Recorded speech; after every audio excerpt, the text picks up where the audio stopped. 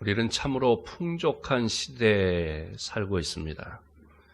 1인당 국민 소득이 우리나라 3만 달러를 넘어섰지요. 경제력이 세계 10위권이 되었고, 교육열은 세계 1위입니다. 평균 연령도 81세가 되었습니다. 미국을 넘어섰습니다. 대부분이 건강한 삶을 살고 있습니다. 코로나만 아니면 가고 싶은 곳은 다 찾아갈 수 있습니다. 아니, 코로나임에도 불구하고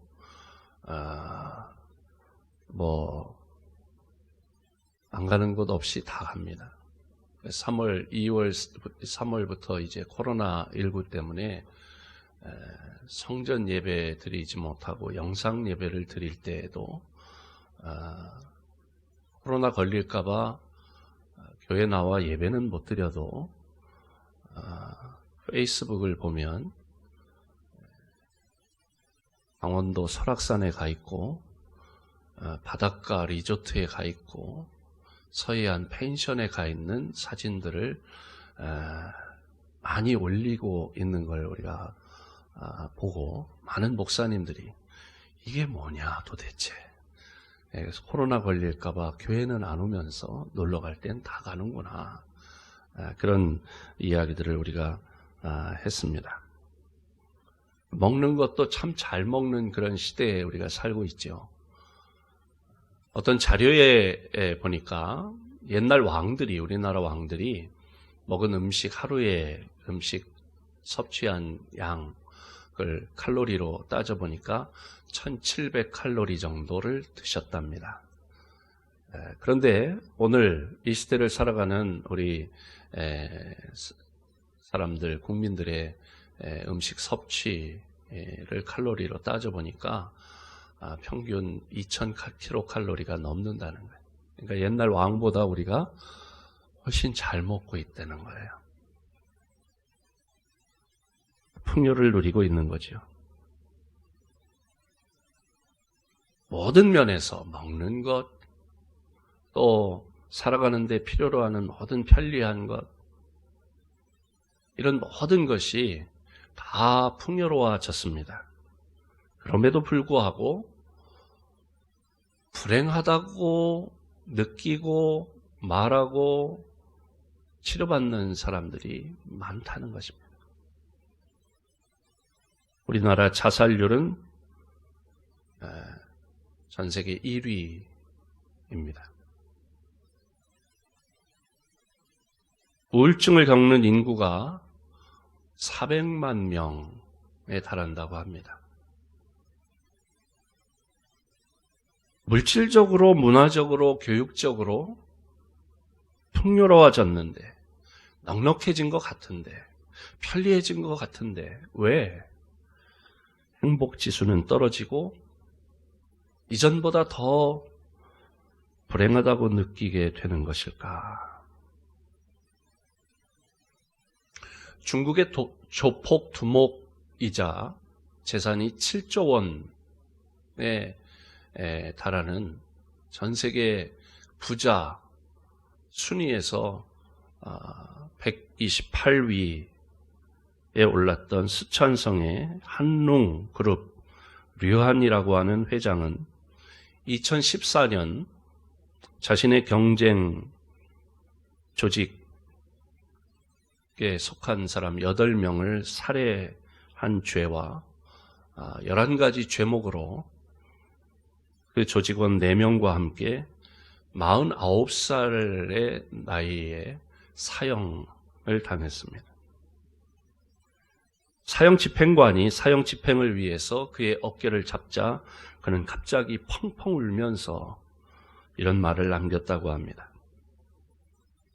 내가 다시 한번 인생을 살 수 있다면 노점이나 작은 구멍가게 하나를 차리고 가족을 돌보며 살고 싶다. 내 야망, 내 인생, 모든 것이 잠깐인 것을, 그리 모질게 살지 않아도 되는 것을 바람 소리에 귀를 기울이며 물처럼 그냥 흐르며 살아도 되는 것을 왜 그리 악쓰고 소리 지르며 살았는가? 말 한마디 참고 물 한 모금 먼저 건네주며 잘난 것만 재지 말고 못난 것도 보듬으면서 거울 속에 자신을 바라보듯이 서로 불쌍히 여기고 원망하거나 미워하지 않고 용서하며 살 걸 그랬어. 세월의 흐름 속에서 모든 게 잠깐인 삶을 살아간다는 것을 왜 나만 몰랐을까? 무엇을 얼마나 더 부귀 영화를 누리겠다고 그동안 아둥바둥 살았는지 몰라. 잠언 3장 11절에 말씀합니다. 하나님이 모든 것을 지으시되 때를 따라 아름답게 하셨고 또 사람들에게는 영혼을 사모하는 마음을 주셨느니라. 그러나 하나님이 하시는 일의 시종을 사람으로 측량할 수 없게 하셨도다. 하나님께서 인간을 창조하실 때에 흙으로 사람을 지으시고 그 코에 생기를 불어 넣어주셨습니다. 다시 말해 인간은 흙의 존재인 동시에 영적인 존재라고 하는 것입니다. 흙의 존재로만 살아가려고 하는 사람들은 류한 회장처럼 무엇을 먹을까, 무엇을 입을까를 고민하며 생존 본능으로 악착같이 삽니다. 거기에 행복이 있는 줄 압니다. 그러나 결국 죽음 앞에 섰을 때에야 때늦은 후회를 하고 눈물을 흘리게 되는 것이죠. 인간은 영적인 존재로 영혼의 생명을 가지고 있습니다. 이것이 동물과 다른 이유지요. 그래서 인간은 떡으로만 만족할 수 없습니다. 이 땅의 것이 아무리 풍족해도 넉넉해도 행복할 수가 없는 것입니다. 우리에게는 육적인 본능과 영적인 본능이 있습니다. 육적인 본능은 중요하지만 이제 영적인 본능 앞에 눈을 뜨고 귀를 기울여 보아야 할 때입니다. 이제 제3의 행복, 영성에 눈을 떠야 할 것입니다. 더 늙기 전에, 죽음이 나를 부르기 전에 앞만 보고 달리지 말고 잠시 멈춰 서서 영적인 깊은 본능 앞에 대답을 해야 합니다. 나는 누구인가? 나는 정말 한 번밖에 없는 인생 제대로 살고 있는 거 맞는가? 죽음 후에는 무엇이 있는가? 여러분, 인디언들은 말을 타고 막 달리다가 말을 탁 세워놓고 뒤를 돌아다본대요. 왜 그럴까요? 내가 너무 빨리 달려서 내 영혼이 쫓아오지 못하는 거 아닌가 해서 뒤를 돌아본다는 거예요.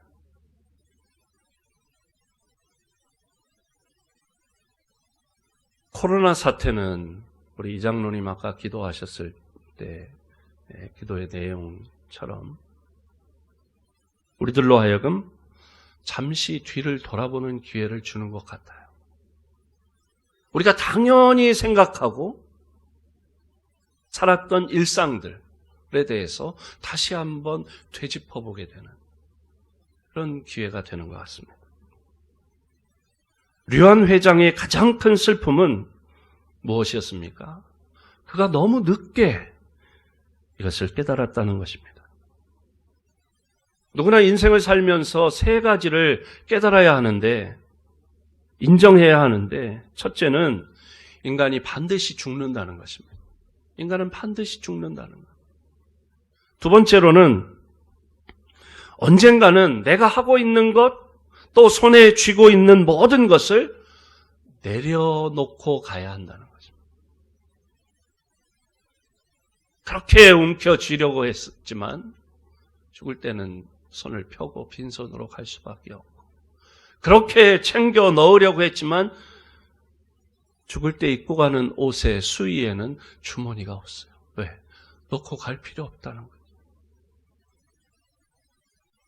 마지막으로 내가 알고 있고 할 수 있다고 생각하지만 사실 나는 미련하고 약하다는 사실입니다. 이것을 대부분 죽을 때가 돼서야 깨닫게 되는데, 이것을 우리가 미리 깨달을 수만 있다면 우리의 인생은 크게 달라질 것입니다. 인생이 더 늦기 전에 우리는 잠시 멈춰 서서 하나님이 성경 말씀을 통해 우리에게 들려주시는 영혼의 행복에 대해서 묵상해 보시기를 바랍니다. 오늘 본문 잠언 말씀을 통해 흐트러진 삶을 바로잡고 참된 행복의 길로 들어서는 우리 모든 성도들이 되시기를 주님의 이름으로 축복합니다. 3절, 4절 말씀을 함께 먼저 읽어봅니다. 시작. 인자와 진리가 내게서 떠나지 말게 하고 그것을 내 목에 매며 내 마음판에 새기라. 그리하면 내가 하나님과 사람 앞에서 은총과 귀중히 여김을 받으리라. 아멘. 연예인뿐만 아니라 모든 사람들이 사람들의 칭찬, 인정, 또 은총을 받기를 원합니다. 하지만 이것이 전부라면 최고의 인기를 구가하는 연예인들이 행복해야 하겠지요. 근데 오히려 인기를 얻으면 얻을수록 그 인기에 더욱 갈증을 느끼고 최고의 자리에 올라섰는데도 허무에 빠져서 자살하는 그런 연예인들이 있습니다. 왜 그럴까요? 그것은 영혼의 창조자이신 하나님의 사랑과 은총을 받지 못했기 때문입니다. 우리는 피조물로서 창조주 하나님의 사랑과 관심과 은총과 칭찬이 필요합니다. 거기에 참된 진정한 만족이 있고 참된 행복이 있는 것입니다. 어떻게 하나님과 사람 앞에서 영적으로 육적으로 인정을 받으며 행복한 삶을 살 수 있을까? 오늘 본문에 보니까 인자와 진리를 내게서 떠나게 하지 말라, 그렇게 말씀합니다. 인자는 사랑을 말합니다. 사랑과 진리를 떠나지 말게 해라. 사랑과 진리가 중요합니다. 사랑은 항상 진리와 짝이 되어야 합니다. 사랑만 지나치게 강조하면 무분별하게 아무나 자기 방식대로 사랑을 하게 됩니다. 아내를 사랑하며 다른 여자들도 사랑한다면 그 가정이 어떻게 되겠어요? 어떤 분이 쓴 수필집의 제목이 모든 사랑은 첫사랑이다, 그런 제목이 있어요. 황필호 교수가 쓴 책인가 그렇죠. 그러면서 이 사람 저 사람을 다 사랑한다고 하는 어떤 친구가 그 책을 저한테 이렇게 주더라고요. 오늘은 이 사람 사랑한다고 그러고 내일은 저 사람 사랑한다고 그러더라고요. 그래서 모든 사랑은 첫사랑이라나 뭐 이러면서 갖다 붙일 걸 붙여야지. 네. 또 진리만 강조하면 차가운 칼이 될 수가 있습니다. 진리를 주장하면서 많은 사람에게 상처와 고통을 주고 심지어 죽게 할 수 있습니다. 바리새인들이 그랬습니다. 사랑 없이 진리만 드러내고자 할 때에 율법적이 될 수밖에 없습니다. 진리는 수술용 칼과 같습니다. 잘 쓰면 많은 사람을 살릴 수 있지만 사랑 없이 진리를 사용하면 그것은 영혼을 죽이는 칼이 되기도 합니다. 사랑과 진리는 두 날개와 같습니다. 사랑과 진리를 늘 하나로 융합시켜야 하는데 그게 바로 십자가입니다. 인간은 죄인입니다. 죄는 반드시 벌을 받아야 하고 죄의 대가는 죽음입니다. 그런데 성경에 보니까 의인은 없나니 하나도 없대요. 세상에 죄 없는 인간이 없습니다. 그러므로 인간은 마땅히 죽음의 대가를 지불해야 합니다. 그런데 하나님께서 인간의 이 죄 문제를 해결해 주시고자 죄에 대한 대가, 형벌인 죽음의 문제를 해결해 주시기 위해서 독생자를 보내주셨습니다. 그분이 바로 예수님입니다. 하나님의 아들 예수님은 나를, 죄인된 나를, 죽어 마땅한 나를 살리고자 나를 대신해서 십자가에 죽기까지 우리를 사랑하셨습니다. 진리대로라고 한다면 마땅히 죽어야 될 죄인을 예수님은 죽기까지, 대신 죽기까지 사랑하신 것입니다. 십자가는 죄에 대한 심판과 죄인을 용서하신 하나님의 사랑의 결정체입니다. 십자가는 인간의 근본적인 불행의 문제에 대한 유일한 해결책이 됩니다. 성경은 바로 이 사랑과 진리를 목에 매며 가슴판에 새기라고 말씀합니다. 십자가의 복음을 받아들이고 살라는 것입니다. 사랑과 진리는 십자가입니다.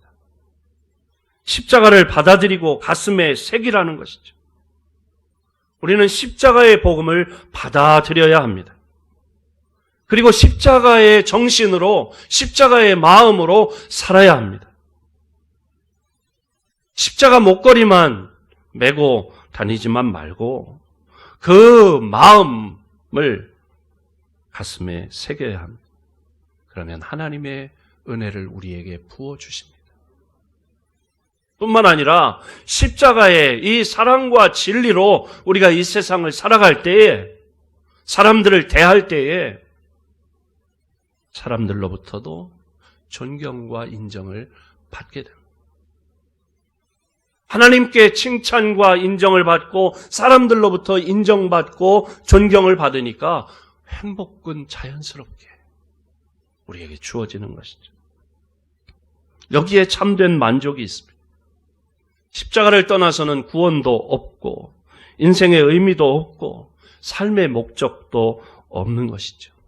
십자가 없는 행복은 없습니다. 그러므로 십자가 복음을 받아들이고 주님 주시는 행복을 누리시기를 주님의 이름으로 축복합니다. 두 번째로는 예수님을 주인으로 모시고 살아라. 그리하면 행복하리라는 것입니다. 복음이 무엇입니까? 십자가에서 우리를 위해 죽으시고 부활하신 예수님을 구세주로 믿고 죄사함을 받고 영생을 선물로 받고 하나님의 자녀가 되는 것, 이것이 복음입니다. 그런데 여기 하나 우리가 간과해서는 안 될 것이 있습니다. 예수님이 구원자만이 아니라 우리의 주님 그리고 그리스도가 된다는 것이죠. 사도행전 2장 36절 말씀을 함께 읽어봅니다. 시작. 그런즉 이스라엘 온 집은 확실히 알지니 너희가 십자가에 못 박은 이 예수를 하나님이 주와 그리스도가 되게 하셨느니라 하니라. 아멘. 십자가에 못 박히신 예수만 믿고 구원받은 것이 아니라 예수님이 나의 주인이 된다는 것입니다.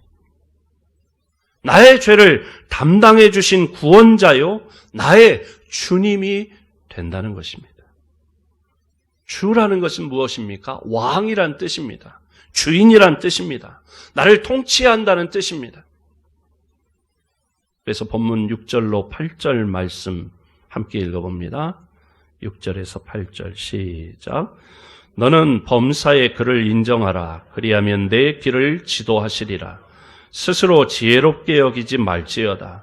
여호와를 경외하며 악을 떠날지어다.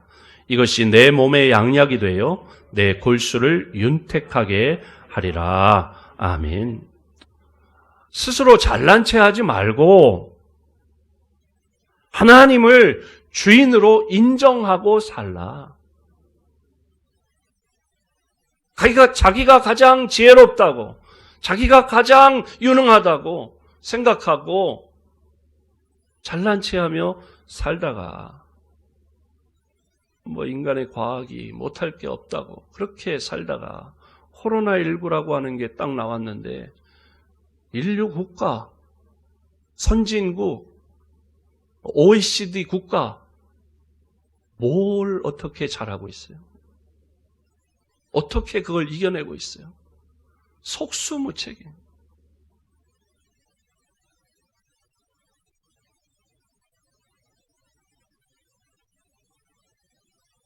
나의 범사를 통치하시고 다스리는 분이 왕이신 예수님이신 줄로 믿습니다. 왕이신 예수님이 다스리실 때 나의 마음이 평안히 찾아오고 우리의 막힌 인생의 길이 열리게 되는 줄로 믿습니다. 나는 할 수 없으니 주님이 해주세요.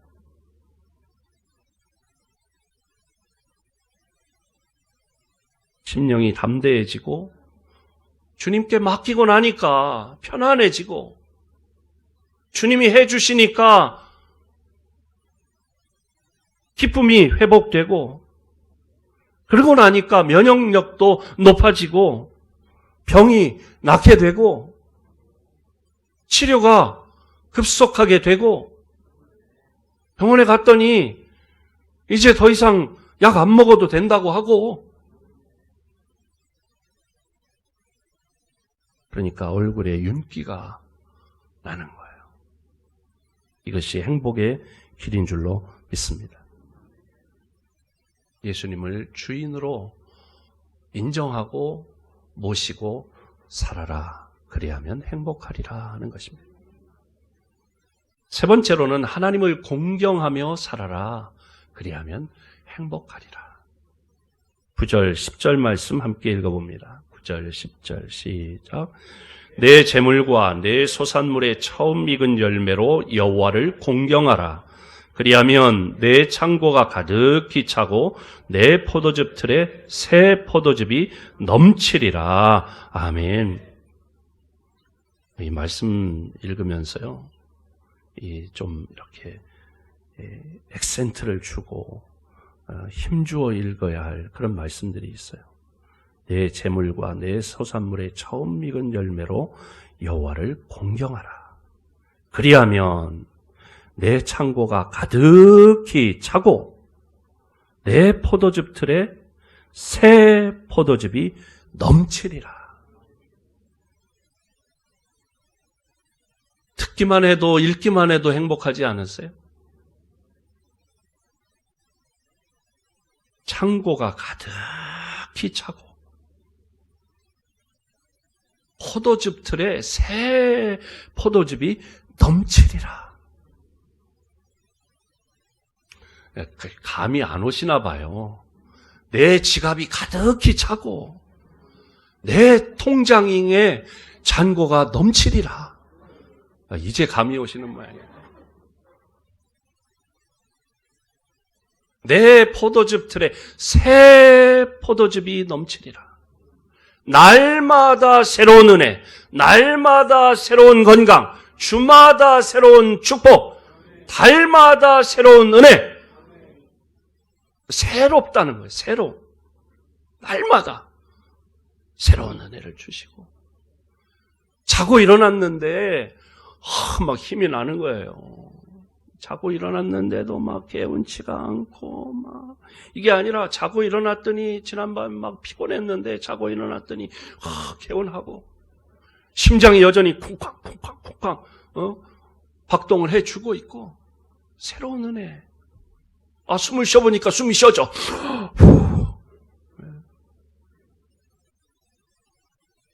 마스크 끼고 집에 가서 마스크 벗어보세요. 얼마나 편해요.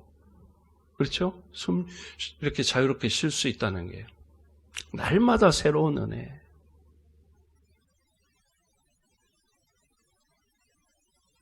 창고는 가득히 차고 포도즙 틀에 새 포도즙이 넘친다. 요즘 애들 말로 대박이잖아요. 그냥 말로만 하면 안 되지. 대박. 어떻게 하면 이런 대박나는 인생이 된다는 것인가?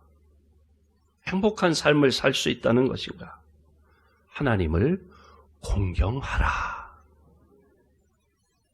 예수님이 나의 구원자이시고 나의 왕이시고 나의 주인이라면 마땅히 그에 합당한 공경이, 경외가 삶으로 실천되어야 할 줄로 믿습니다.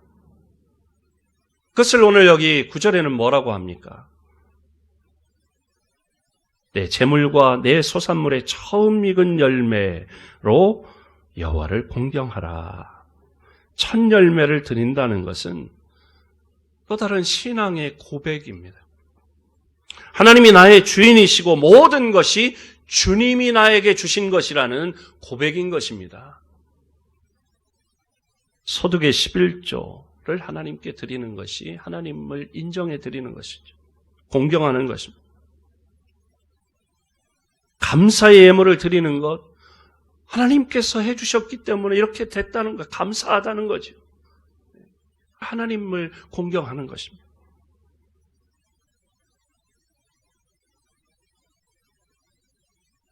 하루의 첫 시간을 주님께 드리는 것, 새벽에 일어나 하나님께 기도하고 찬송하고 말씀을 묵상하는 것,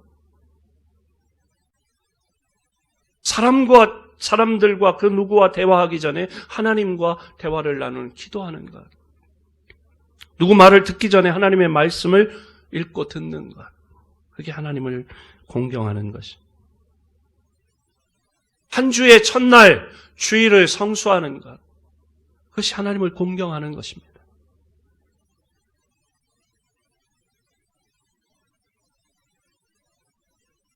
그것이 나의 믿음의 고백입니다.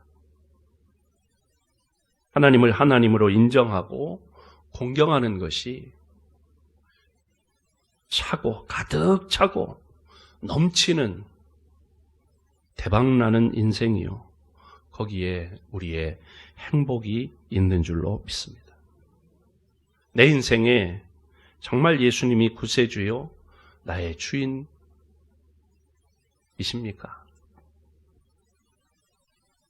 그리고 예수님을 참으로 공경하며 살고 계십니까?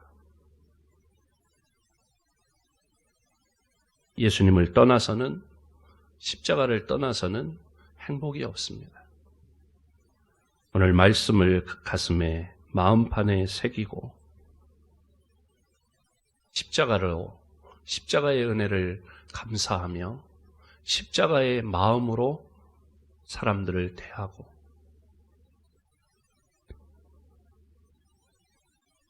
범사에 주님을 인정하고 주님을 공경함으로 주님 주시는 행복을 누리시기를 주님의 이름으로 축복합니다.